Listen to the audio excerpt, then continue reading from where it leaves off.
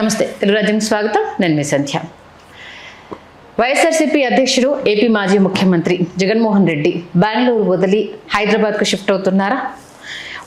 అంటే అటు అధికార పక్షము ఆయన బెంగళూరులోనే ఉంటారు, బెంగళూరులో ఆయన అడ్డా అనుకుంటూ రకరకాల వార్తలు చేస్తున్న నేపథ్యంలో ఇప్పుడు బెంగళూరు వదిలి హైదరాబాద్ వ్యూహాత్మకంగానే మార్పు అనేది జరగబోతోందా? ఏం జరుగుతుందో తెలుసుకునే ప్రయత్నం చేద్దాం. ఇదే అంశానికి సంబంధించి పూర్తి విశ్లేషణ అందించడానికి senior political analyst KS Prasad గారు మనతో ఉన్నారు. ఆయన మాటల్లోనే. ప్రసాద్ గారు నమస్తే అండి. ఉదయం నుంచి ఇదే న్యూస్, పెద్ద నేరం ఘోరం అన్నట్టుగా బెంగళూరు వదిలేసి హైదరాబాద్ వచ్చేస్తున్నారు అంటూ సర్క్యులేట్ చేస్తున్నారు. ఏం జరుగుతుంది? వీళ్ళకి పుష్ప సినిమా ఒకసారి మళ్ళీ చూపించాలి. ఈ కాలు నాదే, ఈ కాలు నాదే. అలాగా బెంగళూరులో ఇల్లు కూడా నాదే, హైదరాబాద్ ఇల్లు లోటస్ పాండ్ నాదే, మంగళగిరిలో ఇల్లు నాదే. నాకున్న 3 ఇల్లు నేనే అద్దెకించుకోలేదు. నాకు ఎక్కడ కావాలంటే నాకు సౌఖ్యం ఎక్కడ ఉందో అక్కడి నుంచి నేను ఉండడానికి నిశ్చయించుకున్నా. ఇప్పుడు సాధారణంగా చూడు, ఒకప్పుడు ఊటీ విడిదిగా వెళ్ళి వాళ్ళం సమ్మర్లో అని సినిమా యాక్టర్లు అనేటి ఆయన కూడా బెంగళూరులో సమ్మర్ లేదంటే ఇక్కడ బాగుంటుంది, కొండ మీద ఉన్నట్టుంటుంది అని ఏదో లాజికల్ అని కాకుండా ఆయన పాదయాత్ర దగ్గరలో చేస్తున్నాడు. ఓకే. రెండోది 2019 పాదయాత్ర అంతా కూడా లోటస్ పాండ్ నుంచే మొత్తం కార్యాచరణ రచించబడింది. సో ఆబ్వియస్లీ ఒక అడ్వాంటేజ్ని 2 స్టేట్లు దాటి వచ్చి పాదయాత్రలు కోఆర్డినేషన్ బదులు ఇక్కడి నుంచి ప్లాన్ చేసుకోవడం సులువా కష్టమా? సులువు అవుతుంది. ఇప్పుడు వీళ్ళందరికన్నా ఇప్పుడు విజయమ్మకి పచ్చి వెళ్ళక్క నోట్లో పడినట్టు ఉంటుంది. ఎందుకంటే ఇప్పుడు అక్కడ ఉంటుంది, అక్కడ ఎల్లరి కోనడుతూ ఉంటుంది కాబట్టి ఇతర జగన్ తల్లి పిల్లవ సినిమా ఆవిడకే కనబడుతుంది. ఆవిడకి లేని బాధ వీళ్ళందరికీ ఎందుకు చచ్చిపోతున్నారో నాకు అర్థం అవట్లే. ఇప్పుడు ఫస్ట్ థింగ్ ఇక్కడ ఆయన లోటస్ పాండ్కి వస్తే ఎంతసేపు తెలంగాణ బార్డర్ మనకి ఎంత దూరం, సూర్యాపేట కోదారు దాటామంటే స్టార్ట్ 3 గంటల 4 గంటలు సార్, 4 గంటలు. ఆయనకైతే కాన్వే కయ్యి వెళ్ళిపోద్ది కదా, 3-4 అవర్స్. వీళ్ళు కొత్త ఫ్లేవర్లు కూడా వేస్తారు ఈ మధ్యలో. ఈ సంవత్సరం కంప్లీట్ చేశారు అనుకో, ఇక్కడ ఒక్కసారి స్టార్ట్ చేశారంటే దిగేసరికల్లా ఆయన ఇంటికి తాడేపల్లి నుంచి మొదలవుద్ది. అయిపోయి ఆయన పాదయాత్ర డిజైనింగ్లో 150 పైచిలుక నియోజకవర్గాలు కవర్ చేయబోతున్నాడు ఆయన. సో ఆబ్వియస్లీ ఒక ప్రపంచం సృష్టించడానికి ఒక అడుగు ముందు ఆంధ్రప్రదేశ్ సమైక్య రాష్ట్రంలో ఉన్న హైదరాబాద్ నుంచి పడుతుంది. కానీ ఇక్కడ మీరందరికన్నా ఎక్కువ జడవలసింది ఎవరంటే రేవంత్ రెడ్డి. సింపుల్ లాజిక్ చెప్తా, మీరు జాగ్రత్తగా గమనిస్తేనమ్మా, తెలంగాణలో కాంకర్ చేసింది Khammam, Nalgonda, Warangal and Mahbubnagar. Jaganmohan Reddy presence Khammam and Nalgonda ఎలా ఎఫెక్ట్ ఉంటుందో ఆలోచించుకో. Okay, first thing. తర్వాత ఆంధ్ర స్టెంట్, ఆంధ్ర బార్డర్ చాలా ఎక్కువ ఖమ్మం పరిసర ప్రాంతాల్లో ఆ ఫ్లేవర్. ఇది అటు నుంచి ఇటు ట్రావెల్ అవడానికి ఒక వైటల్ వైబ్రేషన్స్ క్రియేట్ అవుతుంది. ఉదాహరణకి పొంగులేటి గారు కానీ కోమటిరెడ్డి బ్రదర్స్ కానీ వచ్చింది కాబట్టి కాంగ్రెస్ వీళ్ళది under the direction of Jaganmohan Reddy. Okay.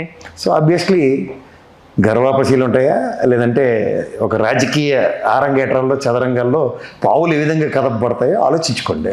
అంటే తెలంగాణలో వైఎస్ఆర్సీపీ ప్రాణం పోసుకునే ఆలోచన ఏదన్నా ఉందా? ప్రాణం తీసే ఆలోచన ఉంటుంది. ఎందుకంటే ఆయన ఆర్క్ రైవలరీ కాంగ్రెస్. నువ్వు జాగ్రత్తగా గమనిస్తే అవును, ఫస్ట్ థింగ్ ఏంటంటే ఆయన మిత్రుడు కేసీఆర్ ఒక రీజనల్ పార్టీ, ఈయన పార్టీ రీజనల్ పార్టీ.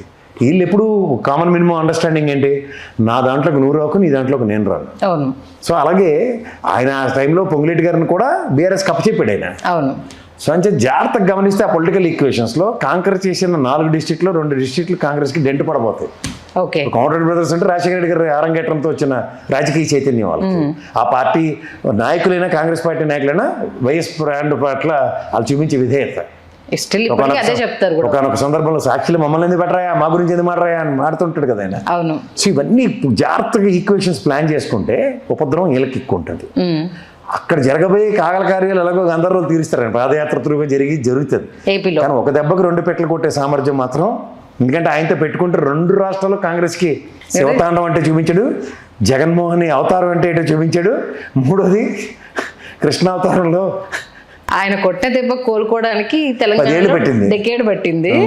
ఇక ఏపీలో అయితే అసలు అది కోలుకుంటుందా లేదా అని తెలియని పరిస్థితి. అక్కడ మీరు వాళ్ళ చెల్లిని పెట్టి పొల్లెట్కి ఎలికిస్తుంటే నీ పొట్టలో వెళ్తే నేను కొట్టినా అన్న ఫామ్లో ఆయనకు వర్తించదేంటే మీకు మాడు పగలు కొట్టే కార్యక్రమం ఆయన చేయూత పథకం తీసుకొస్తున్నాడు. సో అని చేత congratulations and get ready for the jungle drums. So ఈ ప్రస్థానంలో అడుగులు పడుతున్న దగ్గర ఈయన ఇల్లు మార్చే కార్యక్రమం అనే దగ్గర కానీ ఆయన ఏం లేదు, పెట్టిలో బట్టలు పెట్టుకొని రాక్కర్లేదు కూడా, ఎక్కడ బట్టలు అక్కడే ఉంటాయి. అంతే కదా. అంచేత ఆయనకి ఏమి టెన్షన్ లేదు. ఊరికే వీళ్ళు కిరసాలు అమ్ముకున్నాడు ఏదో ఆత్రం పడితే మా ఆత్రం సక్కు గారిలాగా ఆలోచించవలసి వస్తుంది. ఎక్కువగా ఆత్రం పడకుండా ఉంటే సక్కుపోయి కథలన్నీ బాగుంటాయి. అంటే ఇప్పుడు ఓంట అంటే బెంగళూరు ప్యాలెస్ అని చెప్పుకోవడానికి ఏం ఉండదు కదా. ఏముంటుంది బెంగళూరు ప్యాలెస్లో? ఇప్పుడు జూబ్లీహిల్స్ చంద్రబాబు గారి ఇల్లు ఉంటుంది, ఏముంటుంది అది ప్యాలెస్ అని పేరెట్టుకోవడం, ఇంకేముంటుంది అది? ఓకే అన్న, మొన్నటి వరకు ఏంటంటే ఇక్కడ ప్రజలను వదిలేసి బెంగళూరులో వెళ్ళి కూర్చున్నాడు కరోనా టైంలో ప్రజలను వదిలేసి చంద్రబాబు గారు ఎక్కడ ఉన్నారా, లేకపోతే ఆంధ్రప్రదేశ్ ప్రజల్లో ఉన్నారా? మహానాడు పెట్టేదాకా ఇక్కడి నుంచి కదలలేదు. పవన్ కళ్యాణ్ మాట చెప్పక్కర్లేదు. ఇప్పుడు కూడా అక్కడ ఉండలేకపోతుండే ఆయన. ఓకే, వీళ్ళ గురించి రాయడానికి నిఘంటువులు రావు వీళ్ళకి. కామంగా దొరుకుతారు కాబట్టి కామన్ ప్రాబ్లం ఏంటంటే జగన్మోహన్ రెడ్డి మీద వ్యతిరేకత సంతరించుకుంటే సరిపోద్ది అనుకుని ముందుకు వెళ్తూ ఉంటారు వాళ్ళు. కాబట్టి ఇప్పుడు ఏంటంటే మీరు అన్నట్టు విజయమ్మతో మళ్ళా కనుక ఏదన్నా ఇబ్బంది అయితే అది న్యూస్ ఆర్టికల్ అయిపోతుంది కదా, ఫ్యామిలీ ఇష్యూ. ఇబ్బంది అవుద్ది, ఏం ఇబ్బంది అవుద్ది? ఎందుకంటే ఆవిడ ఇప్పుడు కూతురా కొడుక క్లారిటీ లేదు. కొడుకు కన్నా తల్లికి ఏటి ఎక్కువ ఉండదు. పక్కన కొడుకు లేకపోతే వేసి కోతేశాలు ఇల్లరికం అల్లుడు కూతురు వేషాలని మనం గమనిస్తున్నాం. ఇప్పుడు ఆవిడ గమనించేలా చేసే సామర్థ్యం ఆవిడకి వస్తుంది. ఓకే, అంతకన్నా ఇంకేటి ఉండదు. అంతేనా? ఓకే, మొత్తానికి ఎందుకంటే జగన్మోహన్ రెడ్డి సాధారణంగా కాజాలు అందరూ తింటే ఆయన మడత కాజాలు పెడతాడు అందరికి. ఇది తెలుసుకోగలిగితే చాలు. అంటే ఏదో పెద్ద వ్యూహం అయితే రచించబోతున్నారు అనేది స్పష్టంగా దెబ్బ తిన్న పులేమ్మ, దెబ్బ తగిలింది. ఆ గాయం నుంచి వచ్చే శ్వాస ఎలా ఉంటుందో తల్లికి బాగా తెలుసు. నెక్స్ట్ గర్జించే సింహం అవుతుంది, లేదా గర్జించే పులి అవుతుంది. ఈ రెండింటి గర్జన ఎలా ఉంటుందో సహచరులందరికీ తెలుసు. వీళ్ళకన్నా ఎక్కువ అపోజిషన్ వాళ్ళకి తెలుసు. వాళ్ళు ఇప్పటికీ భయపడిసి వస్తుంది. అదే కదా, రేపు పొద్దున ఆయన వచ్చేస్తే ఏటైపోద్ది అన్న భయంకే కదా ఈ సావు అంతాను. రావడం తథ్యం అన్న విషయం ఉన్నప్పుడే కదా భయం అన్నది వస్తుంది. వాస్తవం. ఆయన రాడే నాగేటి భయం అనేవాడిని ఎవరిని చూసావా?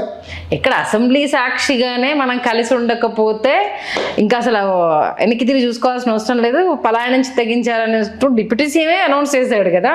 ఎవరికి ఎవడు భయం పడుకుంది? ఈ భయాల మధ్యలో నలిగిపోతున్న వాళ్ళకి ఇక్కడి నుంచి శ్వాస చెవులు వినబడిలా పెడితే, ఇక్కడ అభిమానం కూడా ఒక్కసారి కదిలితే సీరియస్లీ ఊహించుకుంటే. ఖమ్మం పర్యటనలో కేటీఆర్కి వైఎస్ఆర్సీపీ శ్రేణులు సహకరించిన విధానం చూసుకోగలిగితే ఎవడి గుండెల్లో రైలు పడుతున్నాయి. పూనకాల లోడింగ్ అయితే అంతే. ఊరికే మనం గంగం జాతరలు ఇవన్నీ మనం ఆడక్కర్లే. రాజకీయ క్షేత్రంలో జాతరలు వాటికి జంతు బళ్ళు అవి కాదు. ఓకే, ఓటు బళ్ళు ఎలా ఉంటుందో తెలుసుకోండి, అంతకన్నా ఇంకేట్లేదు. హలో, తెలుగు రాజ్యం ఛానల్ చూస్తున్నారా? సామాజిక రాజకీయ జీవన చిత్రణే తెలుగు రాజ్యం. అతిశయోక్తులు అసత్యాలు ఉండవు. రాజకీయ కోణం కాదు, ప్రజా కోణమే కొలబద్ద. తెలుగు రాజ్యం వీక్షణ మీ ఉత్తమ అభిరుచికి నిదర్శనం.